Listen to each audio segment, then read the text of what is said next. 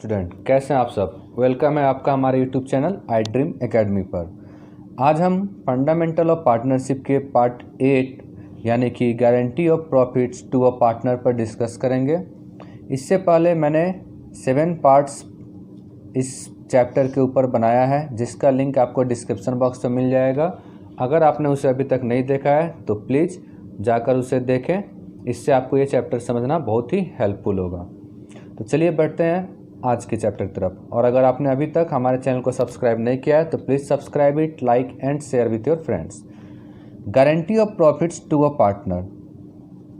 Guarantee is an assurance given to the partner of the firm that at least a fixed amount shall be given to him or her irrespective of his or her actual share in profits of the firm। इस बात को clearly समझिए। देखिए, कभी कभी जब हम business चलाते हैं, जैसे मान लीजिए कि 2 पार्टनर हैं ए एंड बी, ये दोनों बिजनेस को रन कर रहे हैं, but suddenly they need a huge amount to run the business smoothly. मान लीजिए इस पार्टनर को ए और बी मिलकर बिजनेस चलाते थे, अचानक इनको ₹5 लाख की ज़रूरत पड़ गई, बट इनके पास पैसा नहीं है। तो ये क्या करेंगे इस केस में कि ये एक न्यू पार्टनर, मान लीजिए कि पार्टनर सी को ऑफ़र दिए कि आप 5 लाख रुपए लेकर मेरे साथ बिजनेस में आ जाइए, हम आपको अपने यहाँ ऑनरशिप देंगे। अब सी बोलेगा मैं आपके साथ बिजनेस क्यों करूं? तो नॉर्मल सी बात है कि प्रॉफिट्स के लिए बिजनेस कर रहे हैं, बट यहाँ पर हो सकता है सी को लुभाने के लिए या जिस पोजीशन के लिए भी ए और बी सी को एक मिनिमम गारंटी ऑफ प्रॉफिट के लिए अश्योर करेंगे। जैसे मान लीजिए कि अगर ए और बी ने कहा कि ठीक है, हम आपको एनुअली 50,000 रुपीज़ यानी कि आपके कैपिटल का 10% आपको हम ज़रूर देंगे। बहुत अच्छी बात है। अगर बिजनेस में प्रॉफिट हुआ, प्रॉफिट में जो सी का शेयर बनता है अगर वो 50,000 हो सकता है, ध्यान से समझेंगे इस बात को, वो क्या हो सकता है 50,000 हो सकता है, या इससे कम 45,000 हो सकता है, या इससे ज़्यादा 52,000 भी हो सकता है। हमने सी को तो ये बोल दिया कि जो भी प्रॉफिट होगा उसमें हम मिनिमम आपको 50,000 देंगे। ये बात ध्यान से समझेंगे, मैंने आपको यहाँ पर मिनिमम बोला, मैक्सिमम की बात नहीं की। तो सी को मिनिमम 50,000 रुपीज़ का एक एश्योरेंस दिया जाता है कि हाँ, हम आपको इतना पैसा ज़रूर देंगे 50,000। अब प्रॉफिट्स होने के बाद ड्यूरिंग द ईयर जब हमारा प्रॉफिट हुआ तो हो सकता है कि 50,000 हो सकता है 45,000 हो सकता है 52,000 हो। अगर 50,000 हम प्रॉफिट हुआ देन कोई प्रॉब्लम नहीं, उसको शेयर उसका 50,000 आराम से मिल जाएगा। लेकिन अगर उसका शेयर जब हम देते हैं तो 45,000 अगर आता है तो इस सिचुएशन में 5,000 रुपीज़ क्या हो रहा है, कम पड़ रहा है। ये 5,000 रुपीज़ या तो फर्म देगा, या तो ए देगा, या तो बी देगा, या फिर दोनों दे सकते हैं। ठीक है, यानी कि डेफिशिएंसी अगर आता है तो वो कौन देगा, रिमेनिंग पार्टनर्स और फर्म। और अगर ज़्यादा हुआ 52,000 हुआ देन कोई प्रॉब्लम नहीं, पूरा का पूरा 50,000 उन्हें वो मिल जाएगा। इस बात को और क्लियरली आगे समझते हैं हम लोग। If actual share in profits is less than the guaranteed amount, in that case the deficit amount shall be borne either by the firm और by any partner as the case may be. मैंने अभी आपके साथ ये बात share किया था कि एक्चुअल शेयर यानी कि 50,000 is less then for guarantee amount. जैसे मान लीजिए कि 45,000 यहाँ पर एक्चुअल शेयर आया, हमने सी को कितना बोला था 50,000 मिलेगा, लेकिन उसे कितना मिल रहा है 45,000 शेयर। कितना कम हुआ हमारे लिए 5,000 रुपीज़। ये जो 5,000 कम पड़ रहा है, डेफिशिएंसी जो आ रहा है हमारा, इस अमाउंट को कौन देगा, बाय द फर्म और बाय द पार्टनर्स। जैसा भी केस हो, क्वेश्चन में गिवन रहता है कि जो डेफिशिएंसी होगा वो कौन बॉन्ड करेगा। अगर फर्म के लिए बोला तो उसका भी अकाउंटिंग ट्रीटमेंट हम समझेंगे, और अगर पार्टनर के लिए बोला तो वो भी अकाउंटिंग ट्रीटमेंट हम यहाँ समझेंगे। अब इसके साथ आप एक बात ध्यान रखेंगे, guarantee to a partner is given for minimum share in profits. मैंने अभी बोला ना, मिनिमम शेयर ऑफ प्रॉफिट्स के लिए गारंटी दी जाती है। If the actual share in profit is more than the minimum guaranteed amount then the actual profits will be allowed to the partner. Minimum उसका प्रॉफिट क्या था 50,000 रुपीज़, लेकिन उसका प्रॉफिट कितना आया 52,000, तो हम उसे पूरा का पूरा 52,000 दे देंगे। और इस सिचुएशन में हमको कोई भी अकाउंटिंग ट्रीटमेंट एक्स्ट्रा करने की जरूरत नहीं पड़ेगी, क्योंकि उसका अमाउंट उसको एक्चुअल में मिल गया।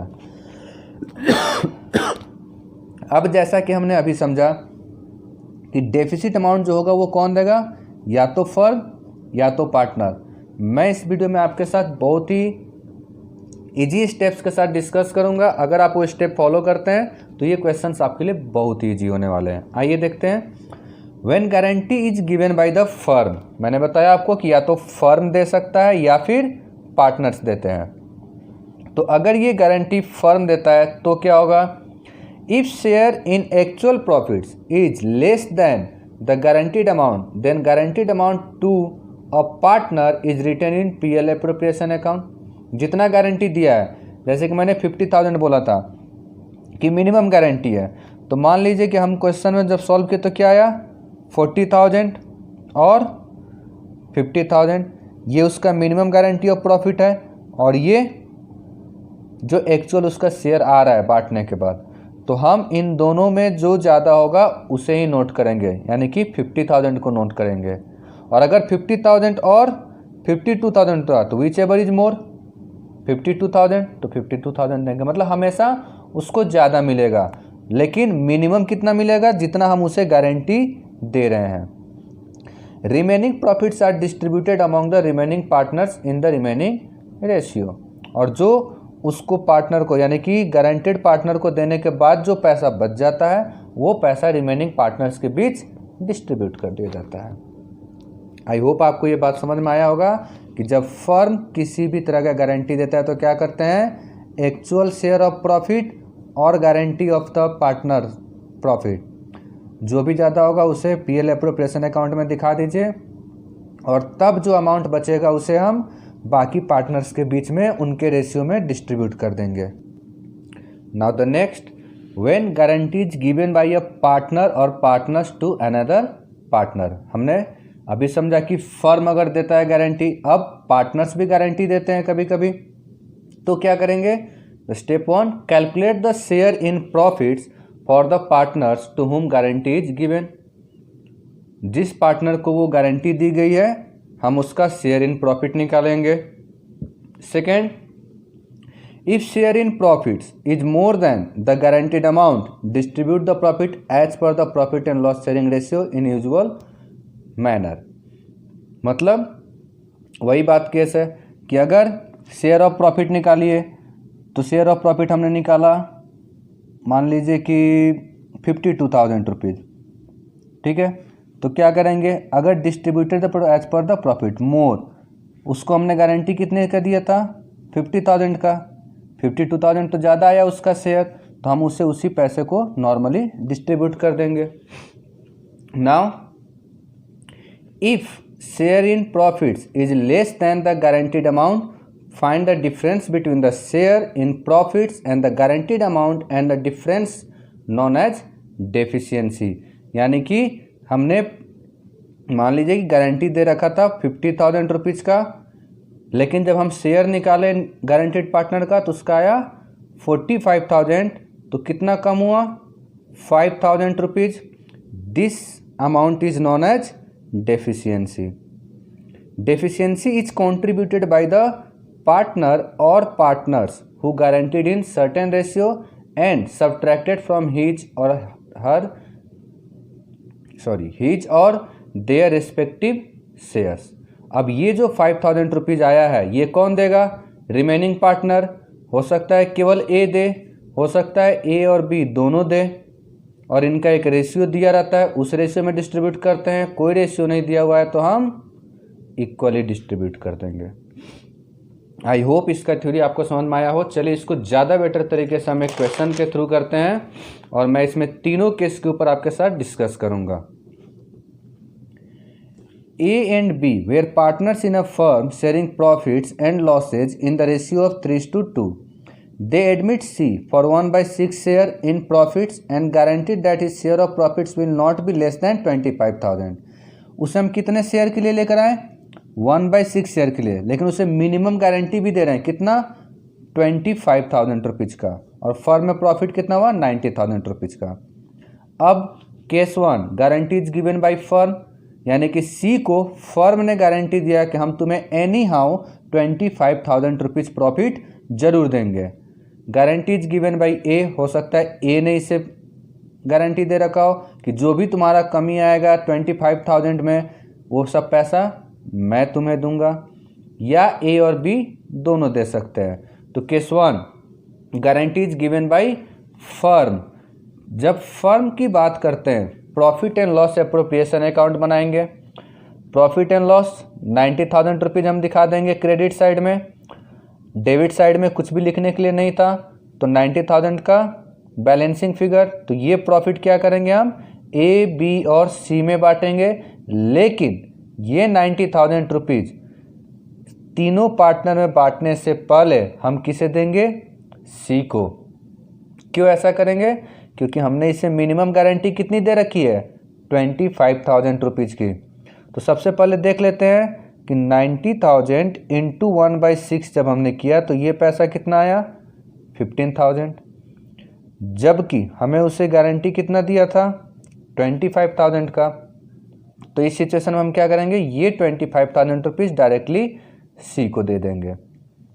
शेयर ऑफ प्रॉफिट और guaranteed profit which ever is more will be recorded in the guaranteed partners account. 15,000 या 25,000 दोनों में जो ज़्यादा है, 25,000 ज़्यादा था, हमने उसे सी के अकाउंट में नोट कर दिया। अब क्या करेंगे, तो 90,000 माइनस 25,000, अब प्रॉफिट कितना बच गया हमारे पास 65,000। सी जिसको हमने गारंटी दिया था उसको प्रॉफिट देने के बाद हमारे पास कितना बच गया 65,000। ये 65,000 रुपीज़ हम ए और बी में इनके रेशियो यानी कि 3:2 में बांट देंगे, यानी कि 3/5 ऑफ 65,000 और 2/5 ऑफ 65,000 उनका प्रॉफिट मिल गया उनको, और अमाउंट टोटल हो गया हमारा। तो इसमें हम क्या समझें कि अगर फर्म किसी बात का प्रॉफिट का गारंटी देता है तो पहले जिसको गारंटी दी गई है उसके प्रॉफिट को निकाल लीजिए। अगर उसका एक्चुअल शेयर कम है तो उसका जो गारंटी दी गई है वो दिया जाएगा, और तब जो पैसा बच गया वो ए और बी के द्वारा बांट दिया जाएगा। क्लियर है आपको ये बात। अगर ये ज़्यादा होता, मान लीजिए कि 27,000 होता, तो क्या करते हैं, नॉर्मल सी बात है, हम इसको 27,000 देते हैं और 90 में से 27,000 माइनस करके जो पैसा आता उसे हम ए और बी में बांट देते हैं। आई होप आपको ये समझ में आ गया होगा। चलिए केस 2 की तरफ बढ़ते हैं अब हम लोग। केस 2 में हमारे लिए क्या था कि when guarantee is given by A, जितना भी डेफिशिएंसी होगा वो कौन बॉन्ड करेगा, ए। इस सिचुएशन में profit and loss separation account हम बनाएंगे, पीएल अकाउंट क्रेडिट करेंगे 90,000 रुपीज़ से। नाउ हमें मालूम है कि सी को कितना देना था 90,000 इंटू 1/6, यहाँ आया 15,000, जबकि हमें उसे कितना देना था 25,000 रुपीज़। कितने का कमी आया 10,000 रुपीज़ का। तो इस सिचुएशन में जो 10,000 रुपीज़ का डेफिशिएंसी आ रहा है ये पैसा कौन देगा, क्वेश्चन में बोल रखा है कि गारंटी बाय ए, तो ये डेफिशिएंसी ए के द्वारा बॉन्ड किया जाएगा। और जब हम प्रॉफिट दिखाएंगे यानी कि 90,000 का जब हम लोग 3/6 करेंगे तो 45,000 आएगा, जिसमें 10,000 हम माइनस कर देंगे, बी का 2/6 करेंगे 30,000, सी का 1/6 करेंगे 15,000, जो 10,000 कम था वो ए के द्वारा दे दिया गया। आई बात समझ में आपको, नहीं आई तो फिर से एक बार समझिए। सी को हमने मिनिमम गारंटी कितने का दे रखा था 25,000 का, जब हमने उसका प्रॉफिट निकाला तो कितना आया 15,000 रुपीज़, कितना कम 10,000, that 10,000 will be recover from A, क्योंकि ए ने इस बात की गारंटी दे रखी थी, तो डेफिशिएंसी रिकवर फ्रॉम ए 10,000 हो गया इसका 25,000।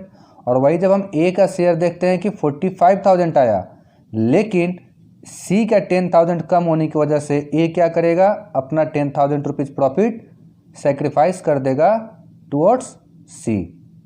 तो 45,000 के प्रॉफिट से 10,000 माइनस करके हम यहाँ 35,000 लिख देंगे। आई बात आपको समझ में? आइए केस 3 देखते हैं। When guarantee is given by A and be equally. अब इस केस में क्या हुआ कि अगर सी को दिए गए गारंटी में अगर पैसा कम आता है, प्रॉफिट कम आता है, तो वो ए और बी के द्वारा दिया जाएगा। और कौन से रेशियो में? इक्वली। Equally means 1:1। तो देखिए हम मिनिमम गारंटी कितने का दिए थे? 25,000 रुपीज़ का। सबसे पहले गारंटी का निकाल लेते हैं कि 25,000 रुपीज़ का हमने गारंटी दे रखा था, जबकि सी का एक्चुअल शेयर ऑफ प्रॉफिट क्या है? 90,000 इंटू 1/6 किया तो 15,000 रुपीज़। डेफिशिएंसी कितना हुआ? 25,000 माइनस 15,000 यानी कि 10,000 रुपीज़ की कमी आई। ये 10,000 कौन देगा? ए और बी। कौन से रेशियो में? तो इक्वली। तो 1:1 यानी कि 5,000 ए देगा और 5,000 बी देगा। तो इस सिचुएशन में क्या करेंगे हम? जो ए और बी का प्रॉफिट होगा, यानी कि ए का प्रॉफिट आ रहा था 45,000 रुपीज़ और बी का आ रहा था 30,000 रुपीज़, इन दोनों से 5,000 माइनस कर देंगे और ये 5,000 सी में ले जाकर ऐड कर देंगे और उसका मिनिमम जो गारंटी हमने दे रखा था वो कंप्लीट हो गया। इनका कम हो जाएगा प्रॉफिट। इनको 45,000 पाना था लेकिन 5,000 सेक्रीफाइस कर दिया तो 40,000। इनको 30,000 पाना था, 5,000 सेक्रीफाइस किया तो 25,000। और इनका एक्चुअल प्रॉफिट आ रहा था 15,000। तो ए ने दिया 5,000, बी ने दिया 5,000। लो भाई इनका 25,000 जो हमने शर्त रखा था वो पूरा हो गया। आई होप आपको ये अलग अलग केसेस समझ में आ गए होंगे। अगर आपको नहीं आया तो आप कमेंट बॉक्स में मेरे साथ इस बात को शेयर करें। मैं आगे के वीडियोज़ में आपके लिए और क्वेश्चंस बनाऊंगा जिससे कि आपको ये पॉइंट बिल्कुल ही अच्छी तरह से क्लियर हो जाए। आई होप आपको आज का वीडियो समझ में आया हो। अगर आपको वीडियो अच्छा लगा हो तो please subscribe, like and share with your friends और कमेंट बॉक्स में अपने एडवाइस को ज़रूर दें कि आपको ये वीडियो कैसा लगा। Thank you. और आगे की वीडियोज़ में हम कुछ क्वेश्चंस को डिस्कस करने वाले हैं। आप हमारे चैनल को सब्सक्राइब ज़रूर करें ताकि आपको आगे के वीडियोज़ का क्वेश्चंस मिल सके। Thank you so much.